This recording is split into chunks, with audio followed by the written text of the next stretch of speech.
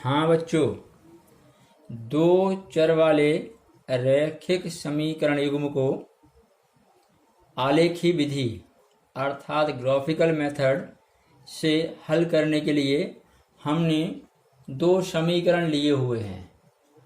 हमारा पहला समीकरण है 2x + y - 6 = 0 और दूसरा समीकरण है 4x - 2y - 4 = 0। दो समीकरण अर्थात समीकरणों का जोड़ा अर्थात युग्म। तो ये समीकरण युग्म है। इसमें x और y दोनों समीकरणों में चर हैं। यहाँ पे ये 2, यहाँ -6 है, यहाँ सामने 1 है, यहाँ 4 -2 -4 ये अचर संख्याएं हैं।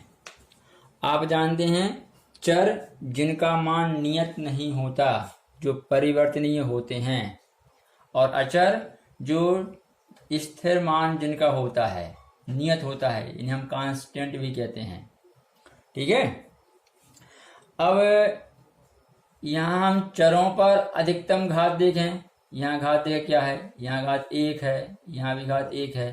भाई कोई घात नहीं, हम 1 मानते हैं, तो यहाँ चर की अधिकतम घात 1 है। तो हम जानते हैं ऐसा समीकरण जिसमें चर की अधिकतम घात 1 हो, ठीक है, या चरों की अधिकतम घात 1 हो, रैखिक समीकरण कहलाता है। ठीक है। और यदि इस तरह की समीकरणों का ग्राफ बनाया जाए, ठीक है, इस तरह के समीकरण का ग्राफ बनाया जाए तो हमें एक सरल रेखा प्राप्त होती है। ठीक है।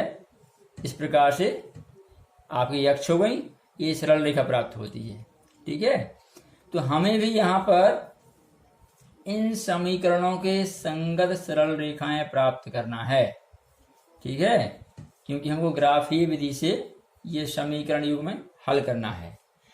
हम जानते हैं समीकरण युग्म का हल अर्थात इस समीकरण में जो चर दिख रहे हैं आपके x और y, इन चरों के इस प्रकार के मान प्राप्त करना जिनको इस समीकरण युग्म के किसी भी समीकरण में यदि रखा जाए तो वह समीकरण को संतुष्ट करें, अर्थात उन मानों को यहाँ रखकर हल करने पर दोनों पक्ष बराबर हो जाएं। ठीक है। तो दोनों समीकरणों को संतुष्ट करने वाले x और y के मान इस समीकरण युग्म का हल कहलाएंगे। ठीक है। तो आलेखी विधि से इस समीकरण युग्म को हल करने से पहले हम ग्राफ बनाने की जो विधि है किसी समीकरण का, उसके लिए थोड़ा जो कक्षा 9वीं में पढ़ के आए हैं उसका अपन रिवीजन कर लेते हैं। ठीक है। तो जरा ध्यान दीजिए, यहाँ पर हमने यहाँ पर दो परस्पर लंबवत अक्ष ली हुई हैं। ठीक है। आपकी ये क्षैतिज रेखा या क्षैतिज अक्ष, ठीक है, और आपकी ये ऊर्ध्वाधर। ठीक है। क्षैतिज होती है, क्षैतिज अर्थात आड़ी, इसे हम बोलते हैं एक्स अक्ष। ठीक है। आपकी ये एक्स अक्ष होती है, हॉरिजेंटल जिसे हम कहते हैं, और आपकी ये ऊर्ध्वाधर या खड़ी रेखा जिसे हम वाई अक्ष कहते हैं, वर्टिकल। ठीक है। वास्तव में यहाँ ये दो संख्या रेखाएं होती हैं। यहाँ ये आपका ये 1 2 3 4 5, बाएं तरफ -1 -2 -3 -4 -5। ठीक है। बीच में आपका 0 आएगा। इसी प्रकार से यदि हम खड़ी रेखा में देखें, वाई अक्ष में देखें, तो यहाँ आपका ये वाई ऊपर धन में होता है, 1, यहाँ 2, ये 3 4, ये 5। ठीक है। इसी प्रकार से और आगे भी जाएगा, यहाँ -1 -2 -3 -4, इसी प्रकार से और आगे। ठीक है। ये आपका x डैश और यहाँ y डैश। ठीक है। तो हम जानते हैं कि यदि हम यहाँ आप देख रहे हैं दो अक्षों से के बीच 4 खंड बन रहे हैं। ठीक है। इन 4 खंडों में इस पहले वाले खंड को आपका ये जो है इसे हम बोलते हैं चतुर्थांश, प्रथम चतुर्थांश। ठीक है। इस वाले दूसरे खंड को हम बोलते हैं द्वितीय चतुर्थांश। इस तीसरे वाले खंड को हम बोलते हैं तृतीय चतुर्थांश और इस चौथे वाले खंड को हम बोलते हैं चतुर्थ चतुर्थांश। ठीक है। अब हम यहाँ क्या करें, कोई भी बिंदु लें, ये समतल है आपका। ठीक है।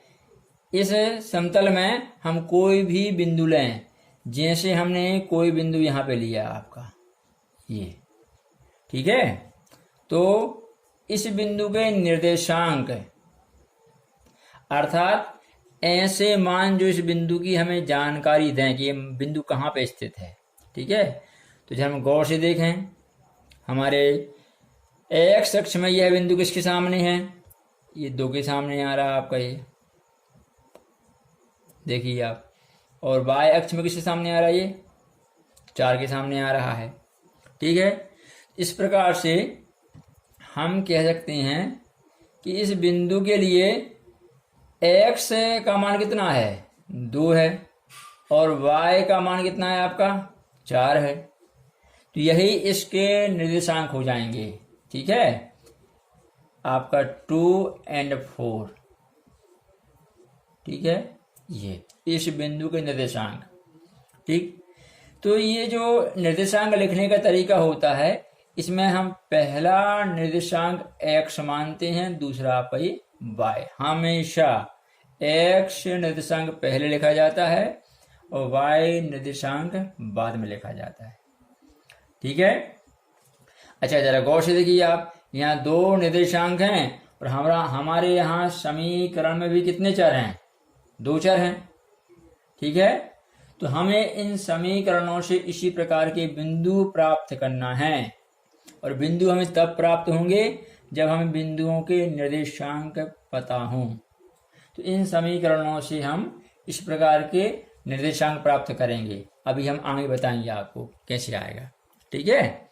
ये आपका प्रथम चतुर्थांश है। यहाँ पे जब भी कोई बिंदु होता है तो उसके निर्देशांक के चिन्ह इस प्रकार से होते हैं। देखो, x भी कायम में रहेगा प्लस में, और y भी कायम में रहेगा प्लस में। तो दोनों निर्देशांक प्लस में होते हैं। यदि हम यहाँ कोई बिंदु ले लें, यहाँ कहीं भी, जैसे हमने यहाँ बिंदु लिया, मान लीजिए ये ले लिया आपका, ये बिंदु लिया, तो ये y में किसके सामने है, 1 के सामने। ax में किसके सामने है, -5। तो निर्देशांक क्या होंगे, -5 और 1। ठीक है। तो इसका x निर्देशांक कैसा है, ऋणात्मक नेगेटिव, और y निर्देशांक कैसा है, धनात्मक पॉजिटिव। ठीक है। इस प्रकार से आपकी, तो द्वितीय चतुर्थांश में कोई भी बिंदु जब होता है तो उसका x ऋणात्मक और y धनात्मक होता है। यदि हम तृतीय खंड में आए, ठीक है, तो जैसे हमने यहाँ कोई बिंदु ले लिया आपका, इस प्रकार से हम ये बिंदु लेते हैं। यहाँ पे देखिए, x में किसके सामने, ये -3 के सामने, y में किसके सामने है, -2। ठीक है। तो इसका x निर्देशांक -3 और y निर्देशांक -2। देखिए दोनों कैसे हैं, नेगेटिव में हैं, अर्थात ये -x -y।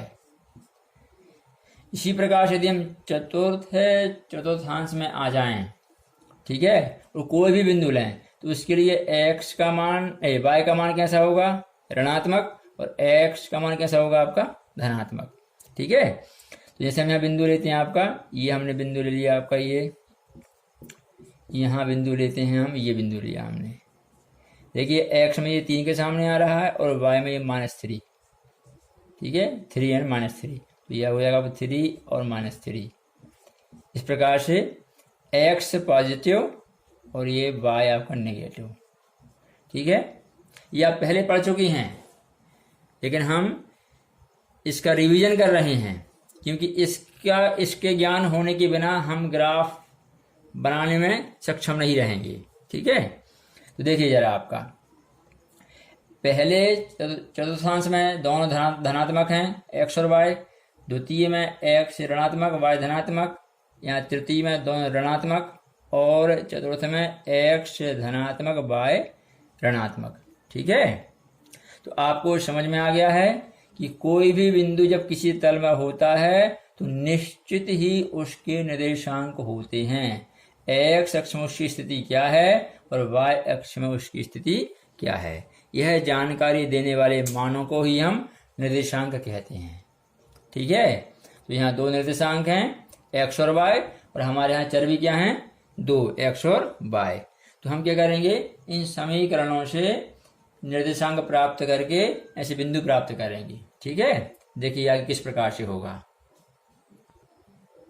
हाँ, अब हम समीकरण 1 की रेखा प्राप्त करने के लिए बिंदुओं के निर्देशांक प्राप्त करेंगे। इसके लिए हम इस प्रकार से एक टेबल बना लेते हैं। यहाँ हम लिख लेते हैं x, ठीक है, x निर्देशांक, यहाँ y। ठीक है, अब हम समीकरण 1 से यहाँ निर्देशांकों के मान प्राप्त करेंगे। तो समीकरण 1 से हम चलते हैं, समीकरण 1 से।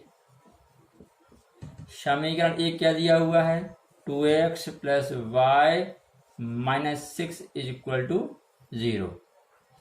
यहां से हमको y का मान प्राप्त करना है। ठीक है, तो y का मान प्राप्त करने के लिए बाकी सभी मानों का पक्षांतर करिए। तो यहाँ पे ये आपका 2x वहां जाके क्या हो जाएगा, y minus 6 is equal to हो जाएगा ये माइनस 2x प्लस का जो है माइनस 2x बन जाएगा। ठीक है, आप 6 ले जाइए तो क्या होगा, y is equal to minus 2x, ये माइनस से हो जाएगा आपका प्लस। ठीक है, इस प्रकार से हमें समीकरण 1 का स्वरूप इस प्रकार का हो जाएगा आपका।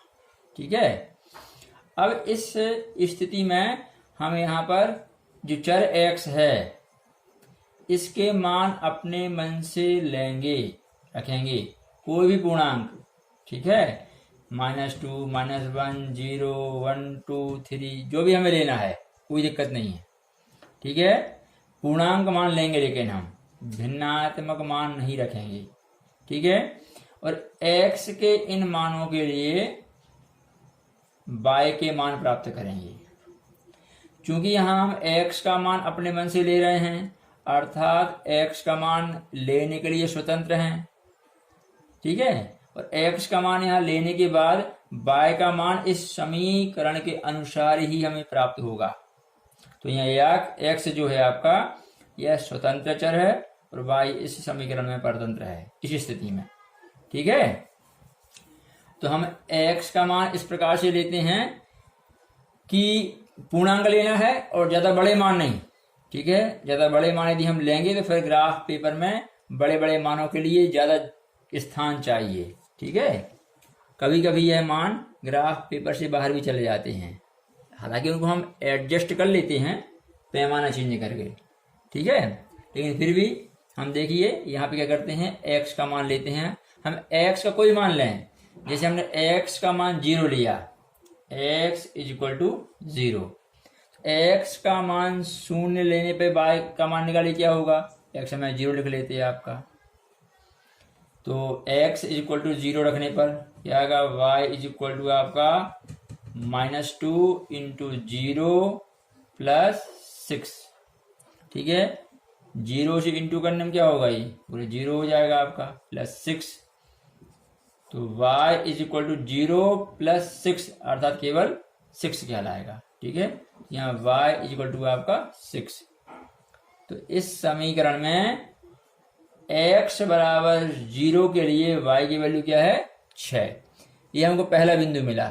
ठीक है, इसी प्रकार से हम कोई दूसरा मान लेते हैं। जैसे मान लीजिए हमने कोई भी मान लिया 4 ले लिया यहाँ पे पूर्णांक आपका।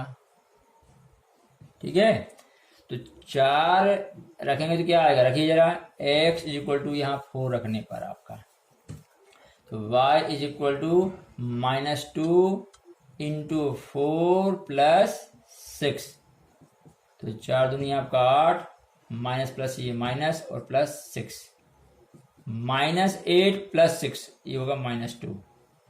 ठीक है, इस प्रकार से जब x का मान हम 4 लेंगे तो उसके लिए y की वैल्यू क्या जाएगी आपकी, -2। ठीक है, इस प्रकार से हमको क्या हुआ, समीकरण 1 के लिए 2 बिंदु प्राप्त हो गए जिनके निर्देशांक क्या है 0, 6 और 4-2। ये पहला बिंदु आपका और ये आपका दूसरा बिंदु। अब थोड़ा यहाँ ध्यान देंगे, सरल रेखा प्राप्त करने के लिए हमें कम से कम कितने बिंदु मालूम होना चाहिए। तो यदि हम इस प्रकार से 2 बिंदु लें और इनको मिलाएं तो सरल रेखा बन जाती है। तो सरल रेखा प्राप्त करने के लिए कम से कम 2 बिंदु अनिवार्य भी हैं और पर्याप्त भी हैं। आप चाहें तो इसके आगे और भी बिंदु ज्ञात कर सकते हैं। ठीक है, अब आगे देखिए, हमने अभी ये समीकरण 1 के लिए टेबल भर ली है, निर्देशांक ज्ञात कर लिए। इसी प्रकार से हम समीकरण 2 के लिए भी निर्देशांक प्राप्त कर लेंगे। आपका यहाँ x, ये आपका y। ठीक है, तो हम यहाँ लेते हैं पुनः समीकरण 2 से हल करते हैं। ठीक है, आपका तो समीकरण 2 के लिए हल करें तो यहाँ आ जाएगा आपका समीकरण 2 से, समीकरण 2 सामने लिखा हुआ है। तो 4x - 2y - 4 = 0। यहाँ हमको y का मान ही प्राप्त करना है। ठीक है, तो पहले आप क्या करिए, यहाँ से y वाले पद को छोड़ के सभी का पक्षांतर कीजिए, सीधा कर देते हैं हम। ये -2y यहीं रह जाएगा आपका। ठीक है, पहले आपका यहाँ से -4 उस तरफ गया तो क्या 4 हो गया, और ये वाला 4x हो जाएगा तो ये -4x हो जाएगा।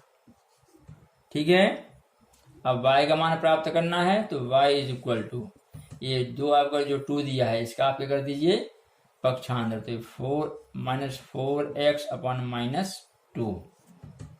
ठीक है, इस प्रकार से अब आपका ये y = यहाँ से आप 4 कॉमन ले लीजिए या फिर आप अलग अलग लिख दीजिए, 4 / -2 -4x / -2। ठीक है, ये कैंसिल करिए, 2 से कटेगा ये 2 बार आपका, और यहाँ 2 से फिर 2 बार कटेगा। ठीक है, तो y = क्या हो जाएगा आपका, यहाँ क्या है ये 2/1, लेकिन सामने क्या आपका ये माइनस, तो ये -2 हो जाएगा। ये माइनस से क्या बन जाएगा आपका यहाँ +2 × x, ये आपका 2x हो जाएगा। तो y = -2 + 2x। ठीक है, तो ये आपका दूसरे समीकरण का स्वरूप इस प्रकार का हो जाएगा।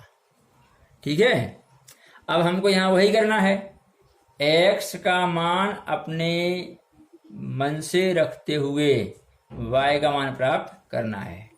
ठीक है, x का कोई भी पूर्णांक मान लीजिए, जैसे हमने x का मान लिया यहाँ -2, तो हम यहाँ x का मान जब -2 रखेंगे तो क्या हल मिलेगा हमें। ठीक है, तो यहाँ इसको हम यहाँ हल कर देते हैं। जरा देखिए आप लोग, यहाँ हम हल कर ले रहे हैं।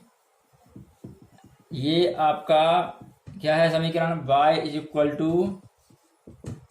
-2 + 2x है। ठीक है, तो यहाँ हम x का मान क्या ले रहे हैं -2, तो -2 रखने पे क्या आएगा, y = -2 + 2 × ये -2। ठीक है, ये x का मान। अब हल करिए, क्या होगा, ये -2 2 × 2 क्या होगा आपका 4, प्लस ये माइनस, तो y = आपका हो जाएगा -2 - 4, ये होगा आपका -6, तो ये आपका होगा -6। ठीक है, तो -2 के लिए हमें क्या वैल्यू मिल रही है -6। ठीक है, इसी प्रकार से आप पुनः कोई दूसरा मान लीजिए, जैसे आपने यहाँ मान लिया 3 लिया आपने। ठीक है, तो 3 रख के हल करिए। इस समीकरण में x का मान 3 लेकर हल करें। ठीक है, तो यहाँ क्या हो जाएगा, y = -2 + 2 × या क्या लेंगे हम 3 लेंगे आपका ये। ठीक है, तो -2 3 दूनी क्या आपका यहाँ 6, ये होगा +6 आपका। ठीक है, +6। तो +6 और -2 ये होगा आपका प्लस का 4। ठीक है, ये हो जाएगा आपका +4। क्लियर। इस प्रकार से हमें समीकरण 2 के लिए भी बिंदु प्राप्त हो गए। पहला बिंदु आपका ये है और दूसरा बिंदु ये है, ये उनके निर्देशांक मिल गए। ठीक है, अब इन बिंदुओं को हम ग्राफ पर प्राप्त करेंगे और इनको मिलाते हुए सरल रेखाएं बनाएंगे। ठीक है, आइए देखिए ग्राफ बनाते हैं। हाँ बच्चों, अब आगे देखिए, हम ग्राफ बनाने के लिए इस प्रकार से ग्राफ पेपर लिए हुए हैं और ये आपका समीकरण 1 था जिसके लिए हमें बिंदु प्राप्त हुए थे। यहाँ से y का मान ये था आपका, हम निकाल लिए थे। ठीक है, और यहाँ x के मान एक बार 0 रखा था तो y का मान 6 आया था। एक बार x का मान यहाँ 4 रख के हमने y की वैल्यू -2 प्राप्त की थी। ठीक है, इसी प्रकार से समीकरण 2 आपका ये था, इसके लिए हमको ये बिंदु प्राप्त हुए हैं। अब ग्राफ बनाने के लिए जरा ध्यान दीजिए, जब आप ग्राफ बनाएंगे तो आपको कुछ सावधानियां रखना है। पहले आप यहाँ बिंदुओं के मानों को देखिए। ठीक है, यहाँ x का धनात्मक मान कितना है, 4 दिया हुआ, 4 है। यहाँ कितना दिया है, 3। ठीक है, और ऋणात्मक मान कितना है, ये -2 है। ठीक है, ज़्यादा बड़े मान नहीं है, तो हम ये बीचों बीच हमें किसी भी तरफ मिल जाएंगे। यहाँ y का मान लेकिन +6 से कहाँ तक गया है, -6 तक है। ठीक है, तो वैसे भी हम y अक्ष खड़े में लेंगे इस प्रकार से और x अक्ष आपकी आड़े में लेते हैं। ये मानों को देखते हुए हमें यहाँ अक्ष खींचना चाहिए। ठीक है, जिससे हमें मान आसानी से प्राप्त हो सकें। बिल्कुल बीचों बीच इस प्रकार से अक्ष खींचना अनिवार्य नहीं होता। ठीक है, हमारे यहाँ ज़्यादा बड़े मान नहीं हैं। ठीक है, इसलिए हमें कोई दिक्कत नहीं है। ठीक है, जरा देखिए, हम लेते हैं अक्ष खींचते हैं हमारी। ठीक है, हाँ देखिए, इस प्रकार से हमने अक्ष ले ली हैं, ये आपकी x अक्ष और आपकी ये y अक्ष। ठीक है, x और आपकी ये ऊपर हो जाएगा आपका y अक्ष। ठीक है, यहाँ पर हमने मान भी लिख दिए हैं। ठीक है, आपके यहाँ x धनात्मक है, यहाँ x ऋणात्मक है। ठीक है, अब आप सबसे पहले जो हमें बिंदु प्राप्त हुए हैं, तो आप समीकरण 1 के लिए बिंदु ढूंढिए। सबसे पहले समीकरण 1 की सारणी में जाइए। पहले बिंदु क्या है, 0। ठीक है, तो जरा ध्यान दीजिए, यहाँ x निर्देशांक 0 है, तो आपको पता है पहले से कि x = 0 कहाँ होता है, y अक्ष में हम कहीं भी जाएं, y अक्ष के प्रत्येक बिंदु पर x का मान 0 होता है, 0 होता है। ठीक है, ऐसे ही x अक्ष के प्रत्येक बिंदु के लिए y निर्देशांक 0 होता है। ठीक है, ये आपके मूल बिंदु है। मूल बिंदु के निर्देशांक क्या होते हैं, यहाँ पे आपके 0, 0। ठीक है, इस पूरी y अक्ष पे x का मान 0 होता है और x अक्ष पर y का मान 0 होता है। ठीक है, तो जो पहला बिंदु है इसमें x तो 0 है, y कितना है, 6, तो y 6 कहाँ पे आएगा, 1 2 3 4 5 6, ये है आपका बिंदु। ठीक है, पहला बिंदु आपका ये। तो चूंकि इसमें पूरी अक्ष में x का मान 0 है, तो आपका हो जाएगा यहाँ पे ये 0 x आपका, और ये हो जाएगा आपका 6, ये पहला बिंदु आपका।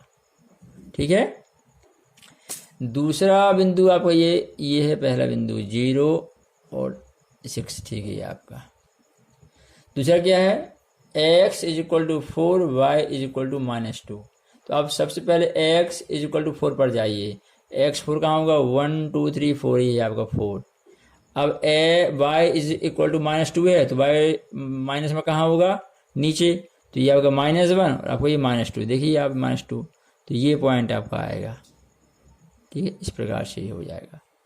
ये आपका y -2 और x क्या होगा 4। इस प्रकार से ये पहला बिंदु आपका 0 6 और दूसरा बिंदु आपका A है।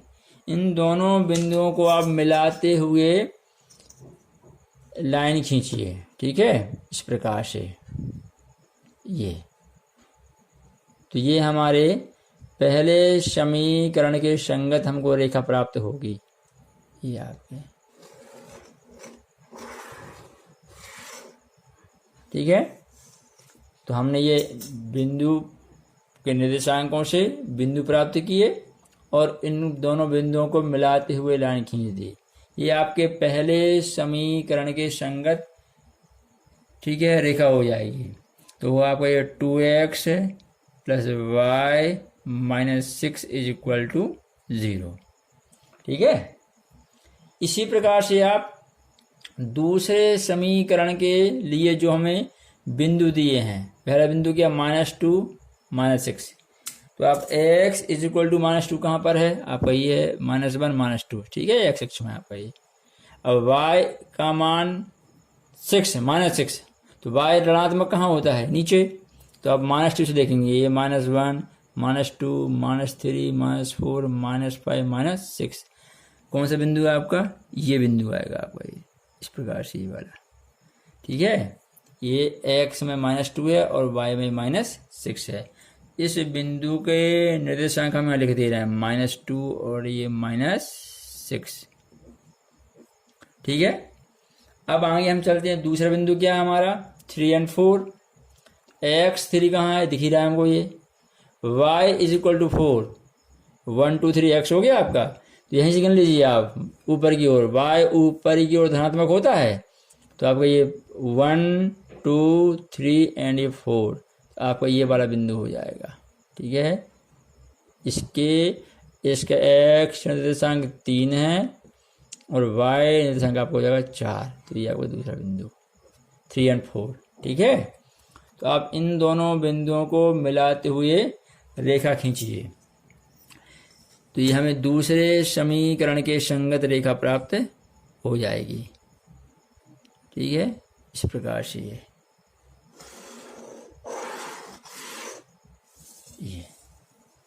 ठीक। तो हम क्या करते हैं, यहाँ आपका जो समीकरण है लिख देते हैं, क्या है 4x - 2y - 4 = 0, ठीक। ऐसे हमें दोनों समीकरणों के लिए रेखाएं प्राप्त हो गई हैं। अब हमारे समीकरण युग्म का हल क्या होगा हम देखें। तो आप देखिए, ये दोनों रेखाएं कहाँ प्रतिच्छेद कर रही हैं, प्रतिच्छेद बिंदु क्या है हमारा, ये है, देखिए आप ये। तो इस प्रतिच्छेद बिंदु के आप निर्देशांक ढूंढिए। x में किसके सामने है, ये देखिए x में आपको दिख रहा है हमको, ये यहाँ से हम आ जाते हैं, ये 2 के सामने, और यहाँ y में क्या आपके 2 के सामने है। इसके निर्देशांक क्या हो जाएंगे 2 और 2, ठीक है।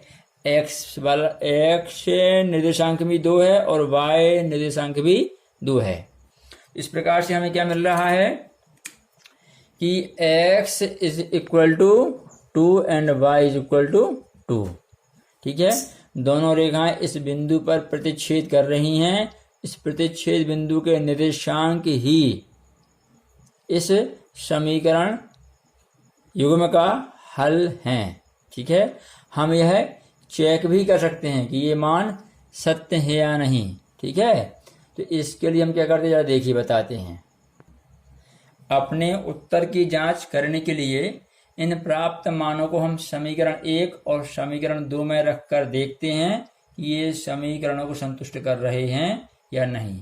यहाँ आप x और y के मान रखिए, तो यहाँ 2 × x का मान क्या मिला है, 2 × x का मान 2, ठीक है, प्लस y का मान भी क्या है 2 - 6 = 0।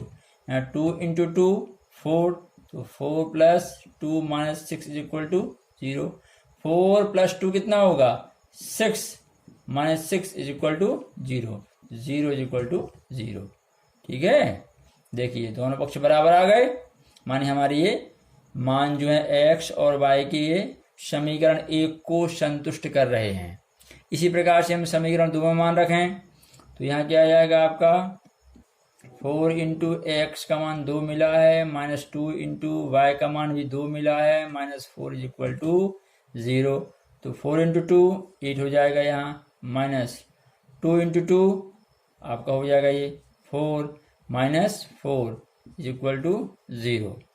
ठीक है, तो 8 माइनस 4 होगा माइनस 8, ठीक है, इज इक्वल टू 0। तो 8 माइनस 8 0 इज इक्वल टू 0। देखिए तो हमारे x और y के मानों ने दोनों समीकरणों को संतुष्ट किया, अर्थात हमारे समीकरण युग्म का हल क्या है, x इज इक्वल टू 2 और y इज इक्वल टू 2।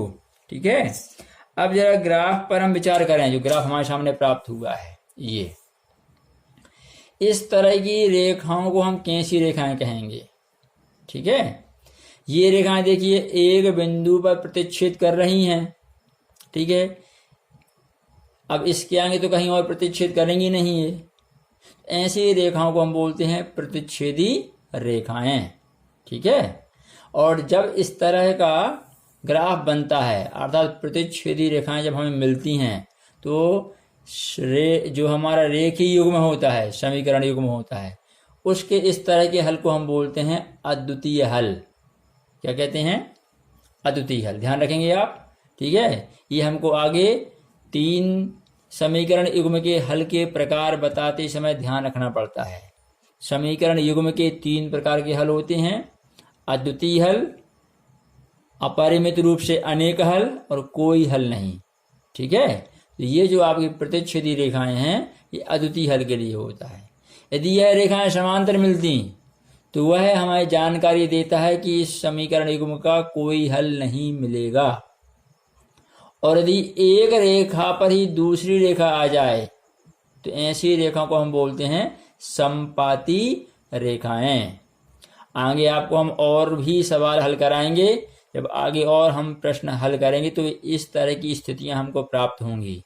ठीक है बच्चों, तो इस प्रकार से हम ग्राफीय मेथड से समरेखीय युग्म को हल कर लेते हैं।